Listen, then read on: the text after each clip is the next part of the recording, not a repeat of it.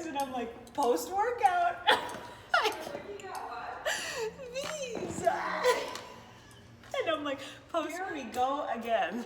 Like, hello everyone, welcome to this episode of Enhanced. I am Holly Legg, or better known as Enhanced by Holly on Instagram, and I am here to talk to you about some really awesome things that I think are super important that might be neglected or maybe not told enough.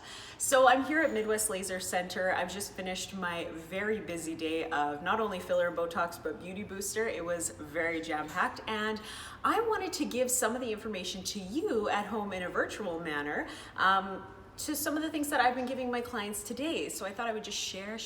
So one of the things that I like to talk about on the internet, I guess, before you guys come on in and chat with me, or when you have a consult and you're deciding not to get treatment that day, is things to do before you get here or things not to do. So I wanted to go through those things. So here we are. I'm gonna give you a few things that I think are uber important. So stay tuned.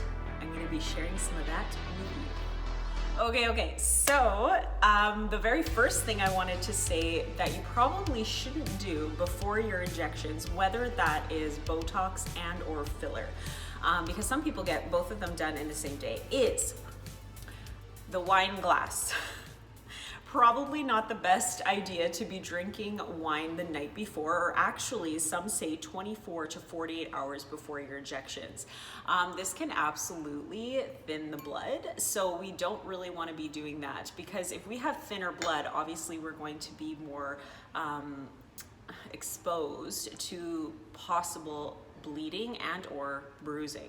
So wine has to take a little bit of a back burner for at least 48 hours before the injections. I mean, if you decide not to do that or not to follow that recommendation, that's okay, but you might be more predisposed to having a bruise. The next one that I wanted to bring up was this handy one, fish oils. Fish oils or omega-3 supplementation. That is absolutely something that, people kind of forget about, because obviously this is really, really awesome for heart health. And I know a lot of individuals actually take this for whether joint health, heart health, whatever it is. But nonetheless, this can absolutely help with giving you a bruise. So maybe stopping this a couple days before, maybe a couple days after your injection, that would be fantastic as well. Another thing that can actually be done, and this one's a little bit less about, drinking wine or taking a supplementation, but it's actually called Arnica. This is something that Midwest Laser Center offers. Arnica can be taken. It's a tablet before your injection. I know that a lot of my clients actually do take Arnica before they get injected, and they swear by it. They would say for sure that it absolutely has helped them with just stopping that bruising from happening. So that's a big one for sure. Another one that I wanted to talk about though too, and I don't really have a bottle for this one, aspirins, Advils, Motrin, those sorts of medications, anti-inflammatories, those ones could be stopped as well before you get your injection. Now, obviously I am not your family doctor, so if you are taking an aspirin to prevent, a heart attack or something like that, please listen to your family doctor. I'm just saying that if you, say, had a headache and you knew that you were getting your injections and you could stand the idea of not taking an Advil, that might be something that I recommend, as well as just to maybe not have that Advil. Another thing that we like to do, and this one's more, when we're physically in the room and or after, is, of course, ice. Ice is a really, really awesome thing for helping, of course, with bruising. So we obviously numb the area if you are, say, getting your lips done. But another thing that we like to do is give you some ice, kind of a little bit before the injection. I'll put it just on the lips a little bit here and here, or after. That one can be really, really helpful, having ice in your back pocket. That can sort of stop the bleeding and or bruising from happening. So ice can definitely be a friend. Now, the next question that gets asked a lot is, can I apply makeup after the injections? So the hard answer is probably no. Obviously, needles are going into the skin, and you could be more predisposed to getting an infection if something dirty was to be put into that area. However, if it's not a very invasive injections, I know many clinics will powder, as long as it's with a clean brush, with clean makeup. Yes, you can put some powder onto the area. Obviously, if it's more of an invasive sort of thing, we would recommend that maybe not putting makeup on would be a good thing. Of course, this one's not necessarily about supplementations or things to take, but we advise that you stay upright for approximately 4 hours after injections, that you don't raise your core temperature to an amount that is excessive, like no exercising or anything like that.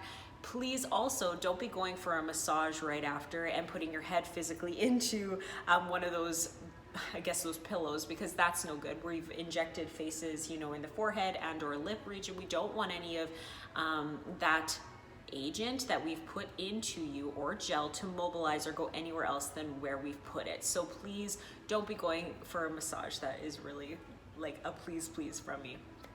The next thing too that I always say is, you know, don't be rubbing the area. We don't need to be massaging where we just had our Dysport or our Botox. Some small massaging, for instance, for the lip might be an okay option for you, but rather you be icing instead. That would be very good. The other thing that lots of clients ask too is, can I wash my face, moisturize? Can I put my sunscreen on? Super good questions. Obviously, sunscreen is a very big thing, especially when it's summer out. Glad it's, you know, only 6 p.m. and it's super dark here.